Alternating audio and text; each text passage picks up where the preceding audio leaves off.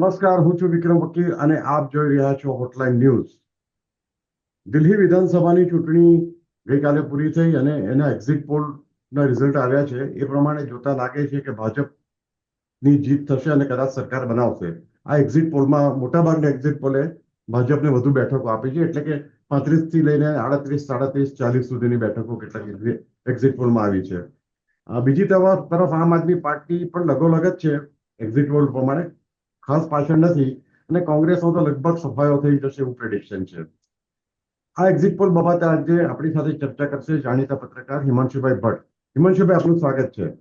હિમાંશુભાઈ, આપણે આજે બધા એક્ઝિટ પોલ જોયા, ગઈકાલે રાત્રે પણ જોયા અને આજે સવારે બધા ન્યૂઝપેપરમાં પણ આવ્યા. એ જોતા એમ લાગે છે કે ભાજપ સરકાર બનાવશે તો પણ એક કે બે, કદાચ અમુક એક્ઝિટ પોલ પણ 2 કે 3 બેઠક પાછળ રહી જશે એવું લાગે છે. વિક્રમભાઈ, પહેલા તો દર્શકોની એ કેટલીક હકીકતોથી આપણે જી પરિચય કરી દઈએ. દર્શકોને યાદ અપાવી દઈએ કે છેલ્લા 5 વર્ષમાં ચાલો ને, 2020 થી લઈને જેટલી ચૂંટણીઓ થઈ અને એના એક્ઝિટ પોલ આવ્યા, કોઈ એક્ઝિટ પોલ પૂરેપૂરા સાચા પડ્યા નથી. ઘણા કોઈક એક્ઝિટ પોલ તથ્યની થોડાક નજીક હતા, પણ એક પણ એક્ઝિટ પોલ એવો નથી કે જે બરાબર એ જ રસ્તે લઈ ગયો હોય. લોકસભાની ચૂંટણીની વાત કરીએ, બધા કહેતા 272 આવશે ભાજપની, 240 પર અટકી ગયા. કોઈએ આશા નથી રાખી કોંગ્રેસના 100 બેઠકો થઈ જશે, એ પણ થઈ ગઈ. રાતે તાજેતરમાં હરિયાણાની ચૂંટણી લઈએ, આગલે દિવસે રાત સુધી બધા ઢંઢેરો પીટીને કહેતા હતા કે સરકાર તો કોંગ્રેસની જ બનશે, આટલી સીટ આવશે, 90માંથી 65 સીટ આવશે અને ફલાણું થશે, ઢીકણું થશે. પરિણામ આવે સંપૂર્ણપણે ઉલટા. મહારાષ્ટ્રમાં અકલ્પિત પરિણામો આવ્યા. કોઈને એટલી આશા નહોતી કે આટલી બધી એનડીએ 220+ બેઠકો લઈ જશે. અને એ બધું છોડો, દર્શકોને યાદ અપાવો ગુજરાતમાં એક્ઝિટ પોલ આવે ત્યારે કોઈ એમ માનવા તૈયાર હતું કે એક તરફી સ્વીપ હશે, પણ એક તરફી સ્વીપ આવી. અને એક તરફી સ્વીપ આવી એનું કારણ 3 પાર્ટીઓની હાજરી હતી. તમે જોશો ગુજરાતના જેવું જ એક્ઝેક્ટલી આપણે દિલ્હીમાં પરિણામ આવે તો મને તો નવાઈ લાગવાની નથી. હા, એક્ઝિટ પોલ એક દિશા નિર્દેશ કરે છે કે આ જીતતી પાર્ટી છે. એ વાત તો હું પણ માનું છું કે ભાજપ ડેફિનેટલી બધાથી આગળ રહેશે. પણ મને તો ક્યાંક એવું લાગે છે કે બે કેસ એવા બની શકે એવા છે કે એક તરફ ભયંકર સ્વીપ આવશે, ત્યાં બીજી તરફ કોંગ્રેસ જેવી પાર્ટી માટે એક પણ સીટ વગર પણ એ લોકોના 4.29% વોટ હતા ગઈ વિધાનસભાની ચૂંટણીઓમાં. દિલ્હી વિધાનસભામાં ખાલી 4.29%. એ વોટ વધીને ખાલી 3% વધે ને, એટલે 7% થઈ જાય, તો તેના કારણે આમ આદમી પાર્ટી લગભગ 10 થી 12 સીટ હારી જાય એવી પરિસ્થિતિ છે. એટલે જે વસ્તુ ગુજરાતમાં આમ આદમી પાર્ટીએ કોંગ્રેસ માટે કરી, તે વસ્તુ કોંગ્રેસ દિલ્હીની અંદર ભાજપ આમ આદમી પાર્ટી માટે કરે તો મને નવાઈ લાગે. ગુજરાતમાં તમે જોજો, ભાજપને 156 બેઠકો મળી, આપને ખાલી 5 જ બેઠકો મળી, પણ 44 બેઠકો ઉપર આપ 2 નંબર પર હતું. આપનો કુલ વોટ શેર 14% હતો. કોંગ્રેસને 77 બેઠકો હતી, તેની 17 થઈ ગઈ. તેનો વોટ શેર 40% હતો, ઘટીને 25-26% થઈ ગયો. એટલે જેટલા વોટ આપને મળ્યા તે બધા વોટ કોંગ્રેસના ગયા. હવે એક સીધું ઉદાહરણ આપું, નવી દિલ્હીની બેઠક છે ત્યાં આગળ, જેની ઉપર અરવિંદ કેજરીવાલ લડી રહ્યા છે.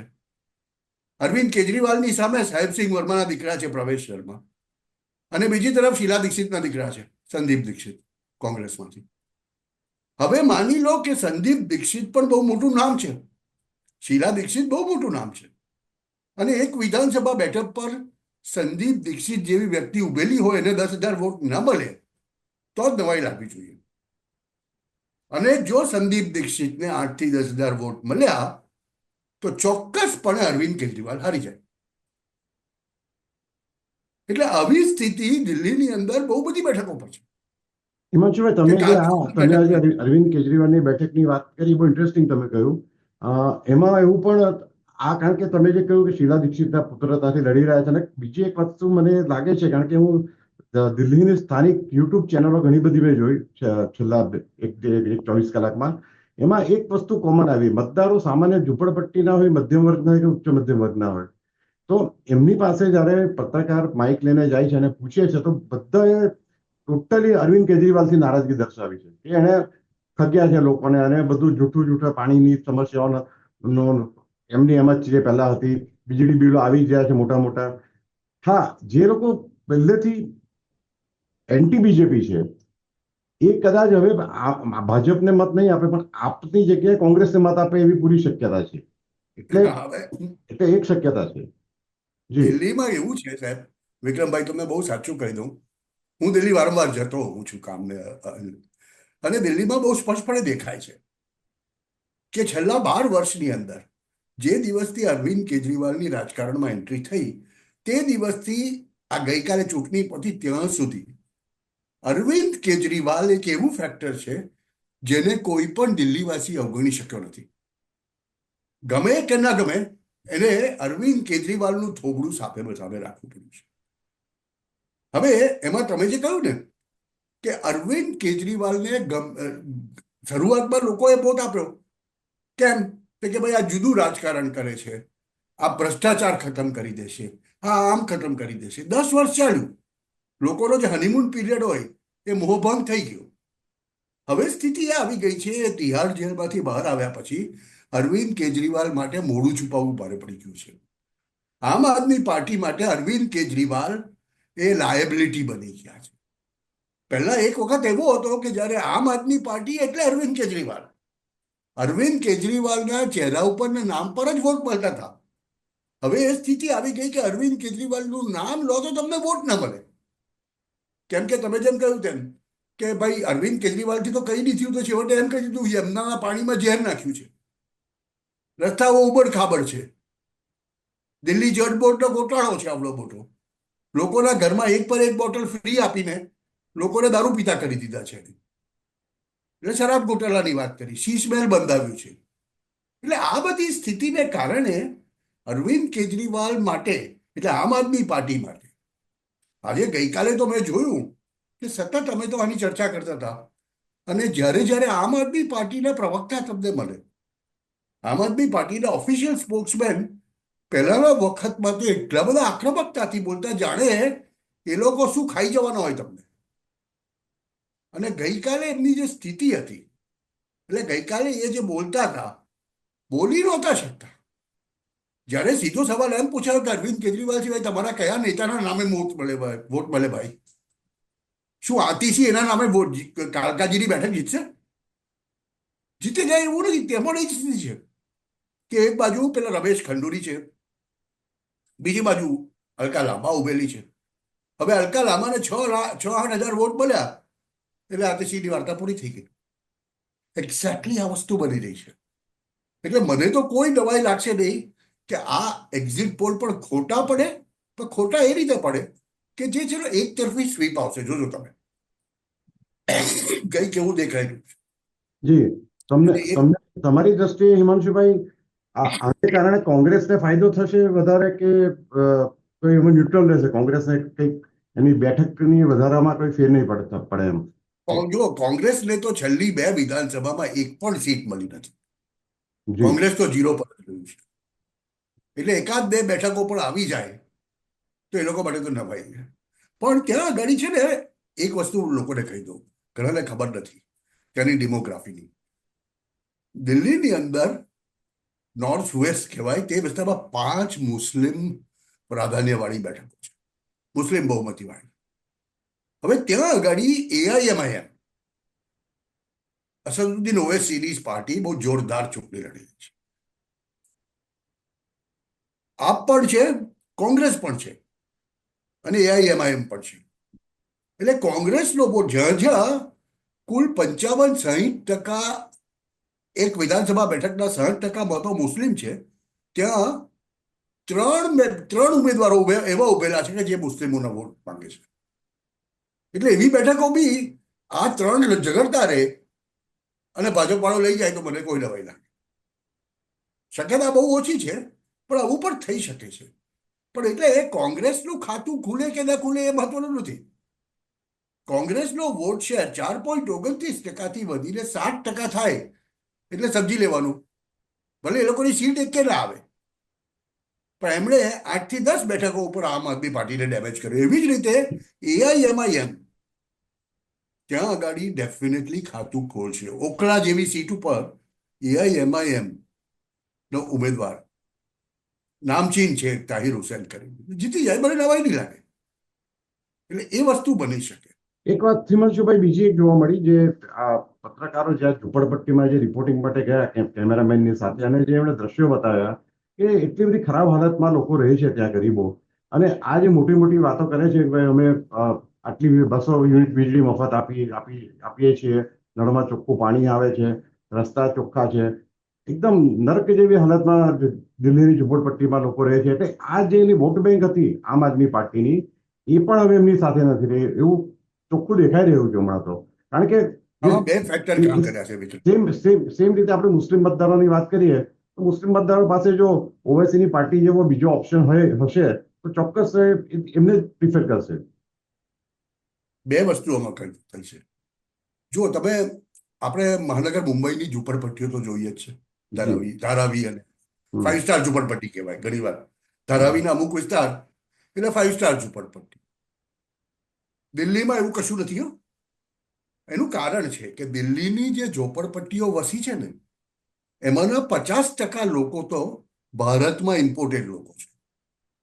એટલે એ લોકોને લાવીને છેલ્લા 15 વર્ષમાં 20 વર્ષમાં વસાવવામાં આવ્યા છે, બાંગ્લાદેશથી અને રોહિંગ્યાઓને.